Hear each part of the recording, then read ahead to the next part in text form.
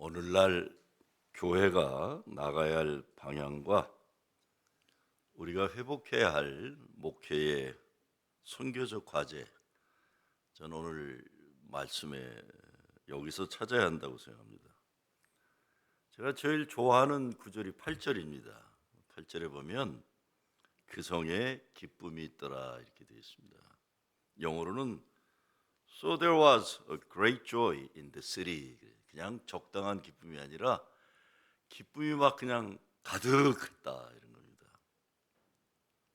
그 집안에, 그 교회에, 그 도시에, 그 나라에 기쁨이 가득했다는 겁니다. 기쁨이 가득했다. 제가 이 말씀을 좋아하는 이유는 아픈 사람들이 너무 많아요. 그리고 슬프고 어려운 인생의 현실이 참 많기 때문에 이게 꼭 필요해서 그렇습니다. 바로 그 사람에게 슬픔과 아픔이 아니라 기쁨이 가득하고 그 가정에 기쁨이 가득하고 그 교회에 기쁨이 가득해야 되기 때문에 그렇습니다. 제가 웬만한 교회 특별한 일이 있을 때마다 이 본문 가지고 그냥 설교를 합니다.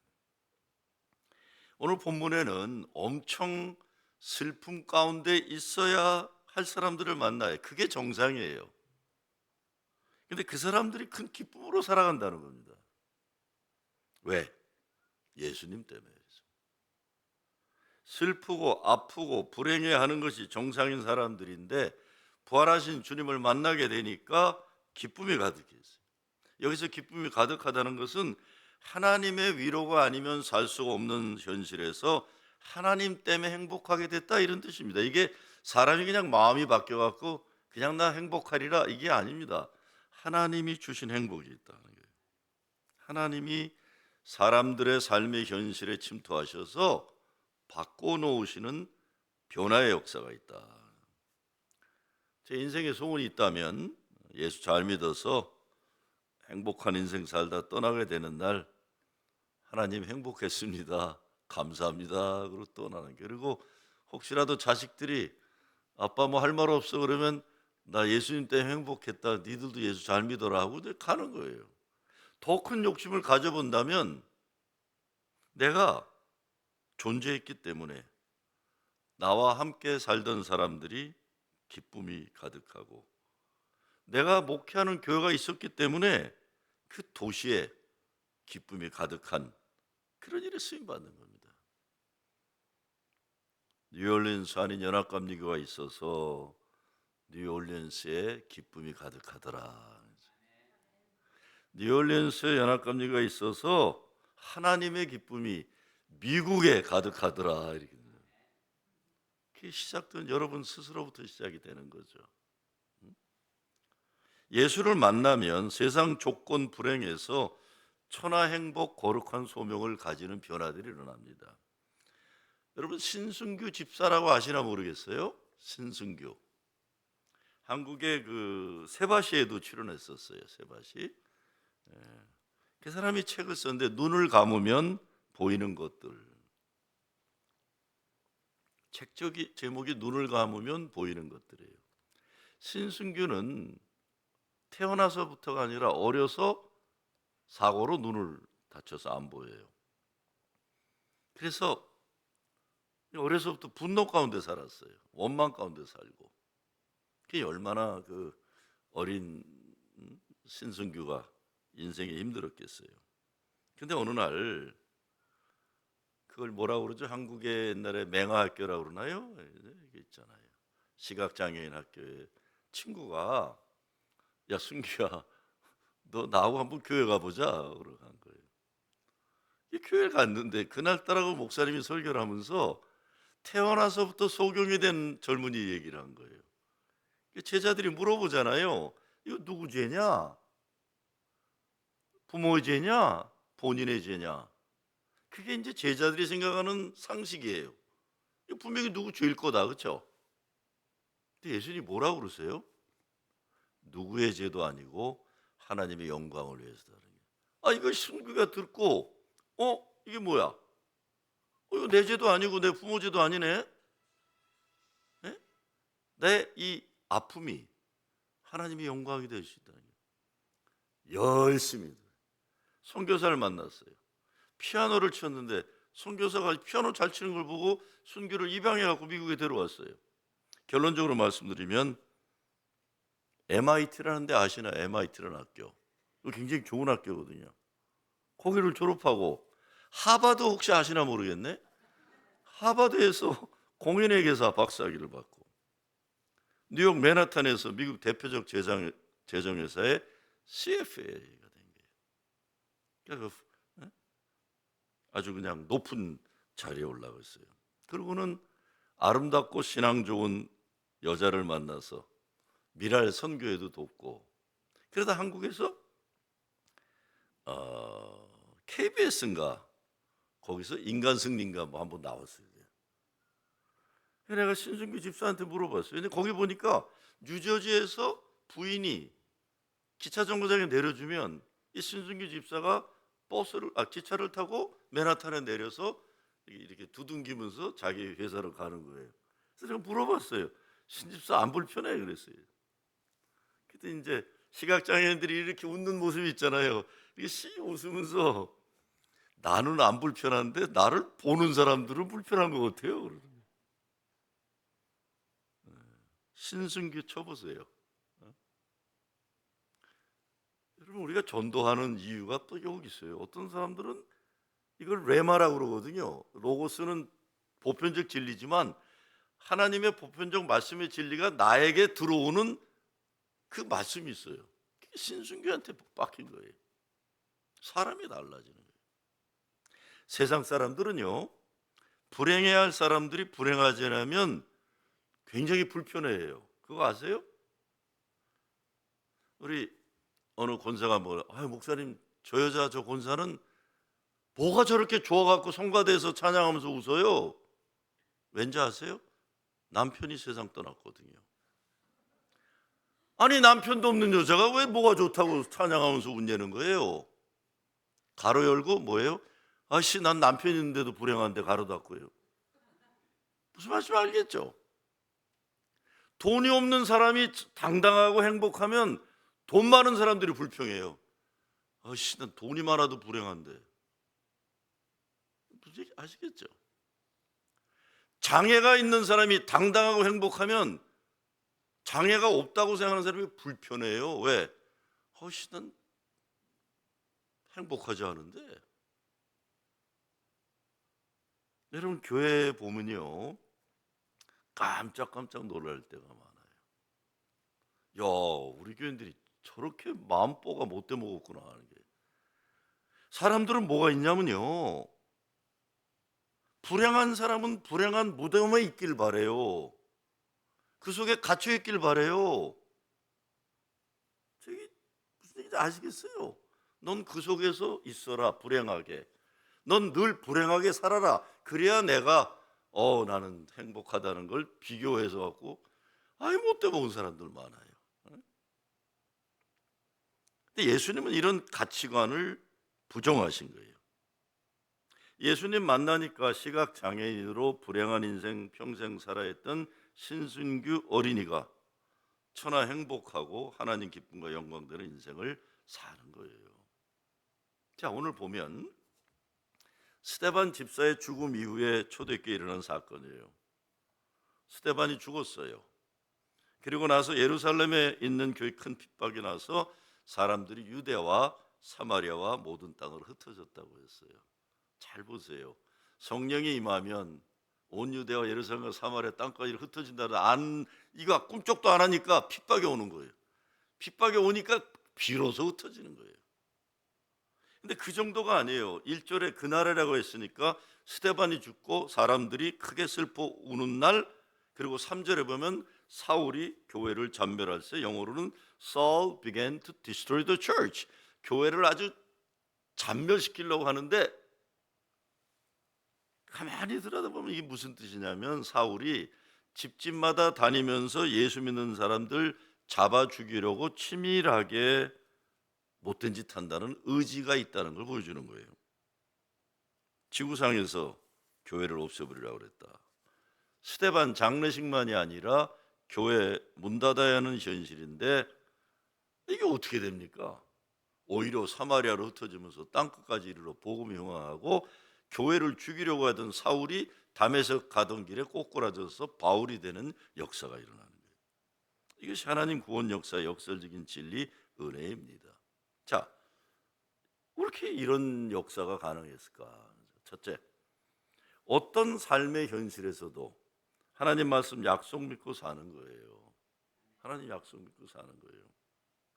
저는 여기에 큰 기쁨이 가득한 가정과 교회의 비밀이 담겨져 있다고 생각해요. 이 사람들이라고 슬프지 않았겠어요. 근데 이 아픔의 역사 한복판에서 좌절과 슬픔에 오래 머무르지 않고 흩어지면서 복음 전파에 집중하는 겁니다. 이것이 부활의 소망으로 사는 사람들의 삶입니다. 죽음이 끝이 아니기 때문에 그래요. 예수님이 그렇게 말씀하셨기 때문에 우린 믿고 그렇게 사는 겁니다. 여러분, 우리 인생 남들에 의해서 판단되고 결정되어지면 안 돼요.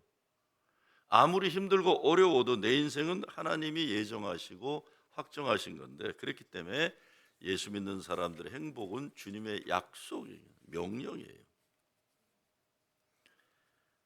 장영희 씨, 서강대학 영문학 교수였죠. 그분이 소아마비가 있는데 여러 옛날 나보다 위니까 차별 이런 게 있으면서도 세상을 아름답게 보려고 노력했고 그런 글을 쓰던 분이세요.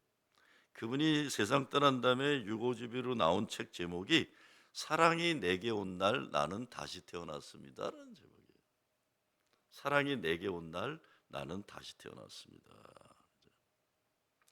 제가 한번 물어볼게요. 세상 천하에서 가장 행복한 사람이 누구예요? 세상 천하에서 하나님 사랑을 가장 많이 받은 사람이 누구일까요? 누굴까요?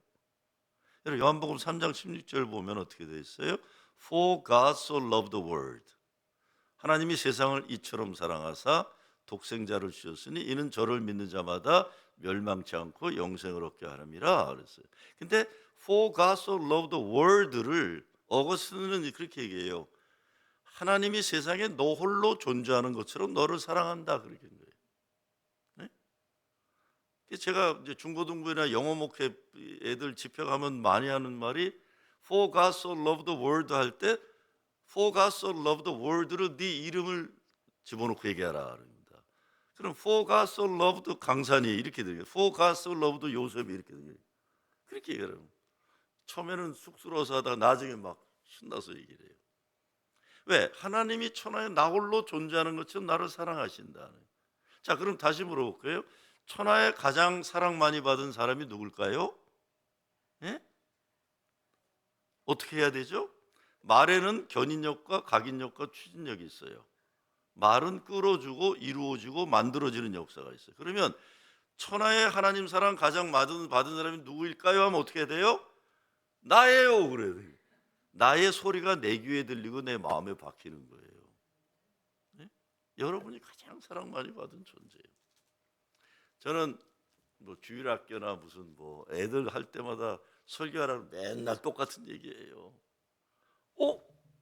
아니 이렇게 예쁜 아이들이 어디서 다 온 거야? 이렇게 시작해요. 그럼 애들이 저 늙은 목사가 또 뭐 하려고 저런 아이를 쳐다봐요. 야, 왜들 너희들 이렇게 이쁘니? 아니 넌 왜 이렇게 이뻐? 그리고 이제 호들갑을 떨죠 늙은 목사가. 아, 알았다. 하나님이 만드셨으니까 너희들이 이쁘구나. 아, 하나님이 너 사랑하니까 너 이쁘구나. 그럼 애들이 싱거우면서도 씩 웃어요. 그러곤 좋아해요. 사실은 제가 어른들 설교도 그거 똑같은 거 하는 거예요. 말만 좀 이렇게 고상한 거 하는 거지. 네? 하나님이 만드셨고 하나님이 사랑하시니까요. 여러분 우리가 우리 인생 돌아보면서 인생에 닥쳐왔던 작고 큰 아픔과 절망의 때에 하나님 원망하고 신앙 버리는 것으로 그게 결론 내려졌다면 얼마나 우리 불행했을까요? 오늘까지 인생 살면서 여러분 인생에 고비고비마다 어려운 일이 있었을 때 슬픔과 좌절로 결말 내렸다면 오늘 여러분과 여러분의 가정은 어떤 모습일까요? 비극이었을 거예요. 근데 하나님이 그런 나의 인생을 좌절과 실패로 끝나게 하지 않으시고 회복시켜 주셨다는 것 얼마나 감사한지 몰라요. 초대교회 교인들도 인간인데 어찌 슬프고 두렵지 않았을까요? 당연히 그랬을 거예요. 그런데 그들이 붙잡은 것은 그들의 인생의 현실이 아니라 부활하신 주님의 약속이었어요. 그 믿음으로 살아야 하기 때문에 스데반 죽고 교회가 몇 달간이라도 슬픔에 깊이 빠져야 하는데 초대교회 그냥 벌써 일어나고 말았어요. 일어나서 뭐예요? 스데반이 했던 주님의 일을 하는 거예요. 여기에 슬픔 너머에 담겨져 있는 하나님이 허락하신 기쁨의 비결이 있는 겁니다. 그리고는 어떻게 돼요? 사마리아가 여기에 핵심이 있는 겁니다. 사마리아는 사람들이 무시하는 땅이에요. 내가 싫어하는 사람들이에요. 내가 경멸하는 사람들이에요. 이거를 신영복 선생님은 하방연대라고 그랬어요.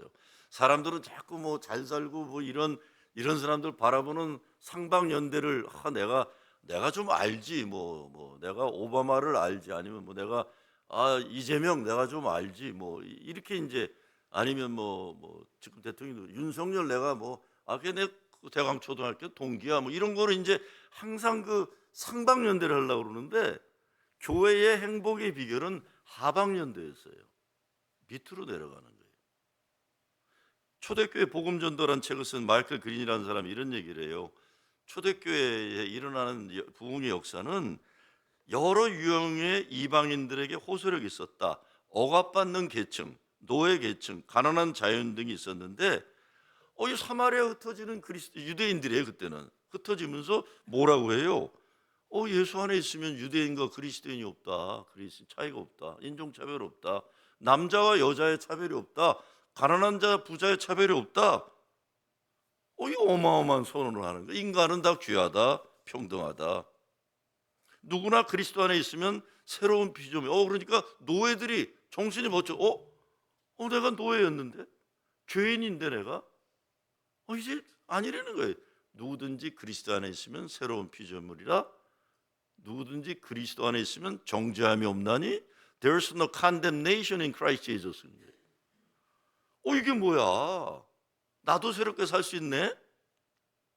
이야, 핍박을 당하고 유대 땅에 살 수 없었던 사람들이 고난 역사 때문에 흩어지면서 사람들에게 복음을 전하는데 이 복음이 그냥 대박을 친 거예요. 대박을.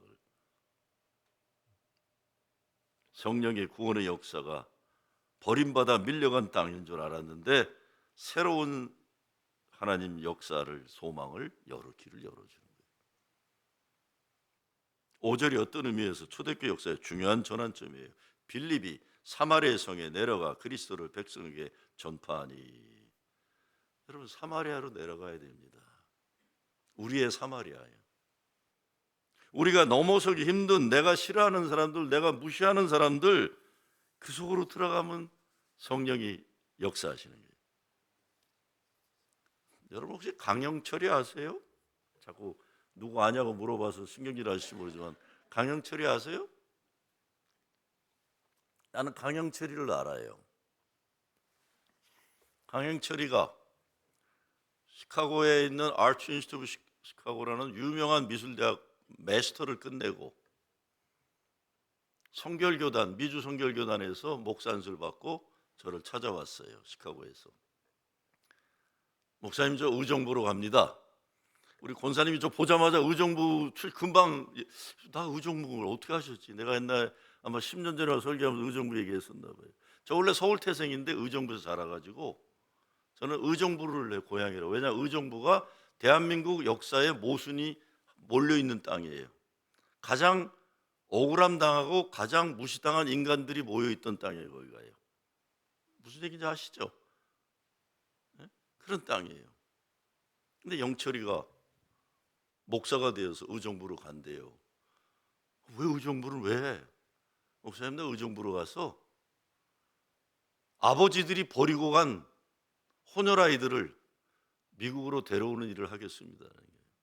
왜냐하면 우리 남자들이 베트남 가서 일 저지르 놓고는 베트남에서 태어난 애들을 대한민국 안 받아줬었어요. 마찬가지로 미국도 미군들이 가서 일 저지르고 오고는 자식들을 안 받아줬어요. 그러니까 영철이가 지가 그 일을 하러 간다는 거예요. 강영철 목사님은 어떤 분이냐면 의정부에서 태어난 호녀라예요.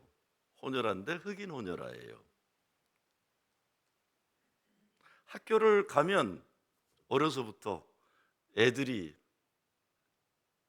저는 사람 차별을 싫어하는 이유가 그것 때문에 그래요. 저희 초등학교, 중학교 때 공부를 제일 잘하는 애가 김석환이라고 있었어요. 걔는 백인 호녀라예요. 학교에서 매번 걔가 1등인데 1등으로 발표가 안 돼. 걔는 꼭 2등이에요. 그래서 내가 우리 이모가 우리 담임 선생님이었어요. 의정부 중학교. 이모, 석환이가 또 1등인데 왜 2등이야? 야, 이 나라에서는 호녀라는 1등이 될 수 없다. 걔가 보성고등학교 수석이었는데 차석으로 발표가 됐어요. 근데 석환이는 대한민국에 살다 미국까지 왔는데 그 트라우마가 그 아이에게는 진짜 똑똑한 애였어요. 백인 호녀라도 그런데 흑인 호녀라는 어떻게 했는지 상상이 가시겠죠. 근데 영철이 얘기가, 목사님, 내가 애들한테 돌 맞고 서름당해서 집에 오는 건 괜찮은데요, 내 여동생이 그러고 오는 건 내가 견딜 수가 없었어요. 그래서 자기네는 이불 뒤집어 쓰고 같이 울었대요. 그러면 외할머니가 항상 그랬대요. 영철아, 이 경상도 할머니, 니들은 여기서 못 산다. 네 애비의 나라로 가야 한다. 근데 그 애비의 나라를 어떻게 갑니까, 미국을? 그 옛날에. 근데 결국은 어머니가 미국에 있는 남자를 만났어요. 근데 그 남자가 누구냐면 미로키 흑인 슬럼에 사는 상위 용사, 흑인 아저씨예요. 영철이 이야기에 의하면 자기는 의정부에 살던 데하고 비교도 못하는 가난한 어려운 나라에서 살게 되었다 그래요. 처음 보는 상위 용사, 윌체어에 있는 흑인 아저씨를 어머니는 그렇게 극진하게 돌보고 그런 모습을 보는데, 아니 대한민국에 있을 때는 흑인 혼혈하라고 그렇게 소름당했는데 미국에 와서는 영어 못한다고 또 흑인 아들한테 두들겨 맞는 거예요. 강영철 목사가 저한테, 목사님, 저는 미로키 살면서 흑인 애들한테 얻어 맞을 때마다 미시간 호수에 나가서 애국가를 불렀습니다. 그래요. 동해물과 백두산이, 내 조국은 대한민국인데. 여러분, 인종차별하면 안 돼요. 대한민국은 미국이군요. 목사님, 저는요 미국에서 힘들 때마다 미시간 호수에 나가서 애국가를 불렀습니다. 자기가 미국을 가는데 담임 선생님이 나오라 그래야 돼. 강영철 나와라. 얘들아, 영철이가 미국 간다.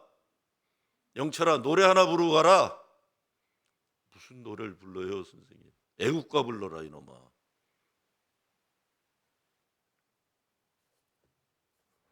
자기가 애국가를 부르는데 선생님이, 얘들아 다 일어나서 같이 불러라. 그러고 미국에 온 거예요. 의정부에 갔어요. 좋은 조선 여자 만나 결혼하고 지금은 외국인 학교 교장이에요. 외국인 학교 교장. 큰일을 했죠. 큰일을 했어요. 예수님 말씀 순종하고 성령의 인도하심 따라 사마리아를 선택하는 사람을 하나님이 들어서심으로 그 성에 기쁨이 가득하더라. 세 번째, 더러운 귀신을 물리쳐야 합니다. 더러운 귀신은요, 딴 거 아니에요. 귀신이 잘하는 거는 이간질하는 건데 하나님과 우리의 관계를 이간질시키는 거예요. 그 이간질이 뭐예요? 아유, 너 부끄러운 인간이야. 너 따위가 무슨 뉴올린스 한인교회 다닐 자격이 있어, 뭐 이런 거예요. 네가 뭔데 자랑스럽게 살아? 너 같은 죄인이. 너는 행복하면 안 돼. 혀를 깨물고 불행하게 살아라. 이게 이제 귀신이 하는 짓들이에요. 이간질. 응? 근데 이 이간질이 귀신의 역사가 가정에서도 교회에서도 일어날 때가 많아요. 그건 뭐냐? 사랑해야 되는 사람이 사랑을 서로 못하게 만드는 거예요. 사랑 받아야 될 사람을 사랑하지 못하게 만드는 거예요. 제가 아틀란타에서 목회할 때 장로교에서 온 부부가 있었어요.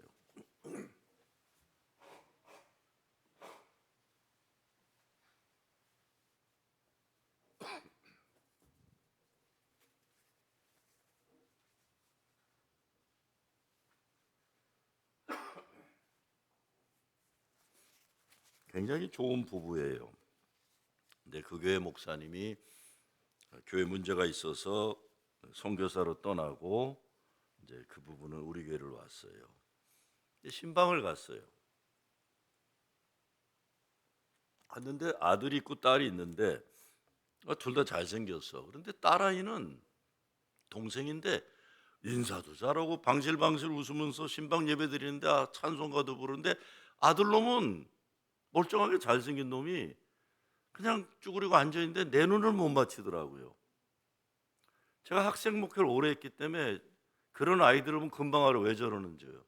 자존감이 없어 그래요. 그냥 나하고 눈을 못 맞춰. 자기가 부끄러운 인생이니까. 그래서 제가 예배를 마치고 그 권사님한테 윤 권사 아들아이 괜찮아? 그랬더니 착한 윤 권사가 그냥 아유 저놈 새끼 때문에 속상해 죽겠어요. 이런 게.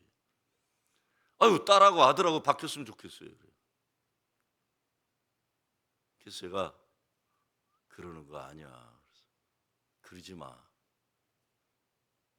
아들의 자화상은 아버지가 나를 어떡하냐에 따라 달려 있는 거니까 그러지 마.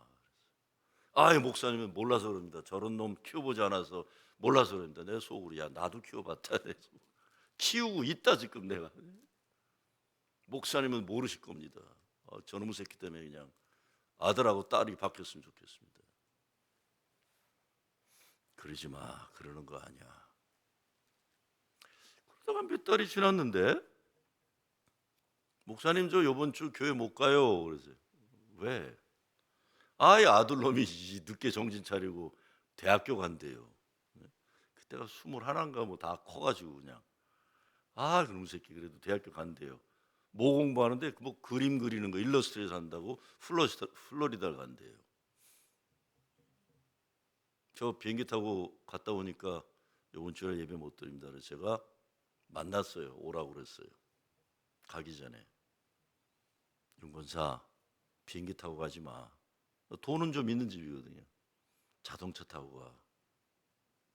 그리고 딸 데려가지 마. 아들만 데려가. 그리고 7시간 걸리는데 혀를 깨물고라도 7시간 동안 아들 칭찬만 해라. 목사님 됐어요. 목사님은 우리 같은 아들놈 안 키워봐서 몰라서 그러세요. 그래도 내 말 들어봐. 7시간 동안 칭찬만 해라. 혀를 깨물고. 그리고 아들 집사 내고 오면서 그냥 오면 안 되고 손잡고 기도해 줘라. 그만하세요 목사님. 그래. 그리고 더 있다고 그랬어요. 헤어질 때 아들 허구해 주고 I love you son 해줘라 그랬더니 목사님 됐어요. 그러고 가더라고요. 자기 자신도 창피한지 가요. 주일날 오후 늦은 시간인데 전화가 왔어요. 목사님 목소리 듣고는 울고 있구나. 하고 우는 거예요. 목사가.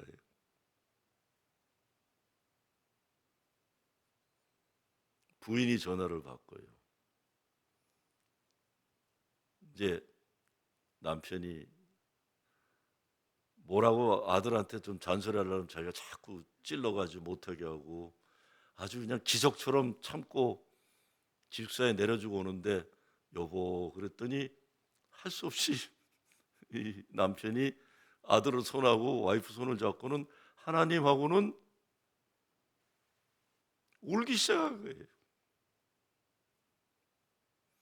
하나님하고는 기도를 못한 거예요. 그래서 이제 부인이 끝낸 거예요.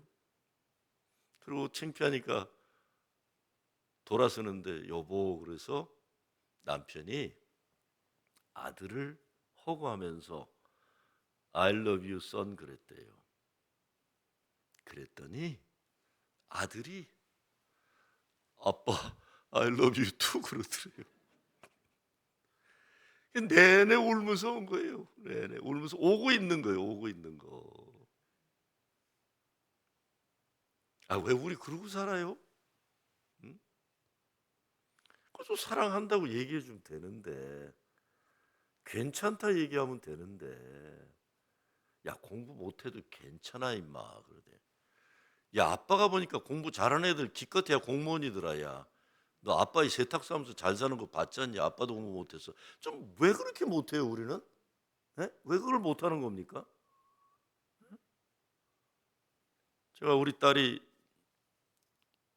초등학교 때 성적표를 받아 하나를 B를 받아왔어요. 그래서 내가 네가 엄마 닮았으면 아빠가 아무 말 안 하겠지만 아빠 닮았으면 공부를 잘해야 되는데 너 어떻게 다 A를 못 받고 하나를 B를 받았냐 그랬어요. 그래서 얘가 울어요. 기분 나빠갖고. 그랬더니 우리 어머니가 중학교도 제대로 안 다니는 우리 어머니가 우리 딸을 끌어안고 지하실로 내려가더니 큰 소리를 하시더라고요. 소연아 걱정 마라. 네 애비는 공부 지지를 못했다 그러는 거예요. 그랬더니 얘가 그다음부터 행복해요. 남하고 싹 째려보고 나를 무시하고. 우리 어머니 때문에 얘가 자존감이 생긴 거예요. 네 애비는 진짜 공부 못했다. 여러분을 하나님 사랑과 은혜로부터 이간질하고 여러분의 삶을 아름답고 거룩하게 사는 못하게 하는 더러운 귀신들인 어떤 모습인가요 지금? 말씀을 선포하고 사탄아 물러가라 그래요. 나는 하나님이 만드신 천하의 가장 아름다운 걸작품이란다. 중풍병자도 그렇고 안진뱅이도 그렇고 모습을 갖추었으나 구실을 못하는 현실인데 일어나야 하는데 꼼짝 못하고 있는 이거 더러운 귀신에 속지 말고 중풍병에서 안진뱅이에서 일어나야 되는 거예요. 왜 못 일어나요? 주님이 약속해 주셨는데. 주님이 약속해 주셨는데. 아이고 우리나라 드디어 노벨문학상 받잖아요. 여자가 젊은 여자가 대단한 거예요. 대단한 거. 참. 내 인생 남들에 의해 평가되는 거 어떤 때는 나 자신이 생각하는 나도 아니고 나는 온전히 하나님이 생각하는 나예요. 가장 큰 슬픔, 가장 큰 어려운 때 성령의 역사가 일어났어요. 우리 인생의 문제에 집착하지 말고 사마리아 가서 말씀 전파하고 말씀 가운데 살면서 여러분이 하나님 기적의 역사의 주인공이 되셔야 됩니다. 기쁨의 비결이 이거죠. 슬프고 어려운 일 있을 때 오히려 하나님이 내게 맡기신 거룩한 일을 열심히 하는 거예요. 이것이 행복 충만의 법칙이에요. 슬프고 아프고 그럴수록 더 하나님의 말씀을 증거하는. 순교 역사의 시작이 복음 전파가 사마리아 땅을 넘어 땅끝까지 가는 세계 선교의 시작이 되었습니다. 저는 뉴올리언스 연합감리교회 제가 계속 말씀드리잖아요. 제가 오늘 아침에도 김 목사님한테 그랬어요. 이단들이 왜 잘 되는가?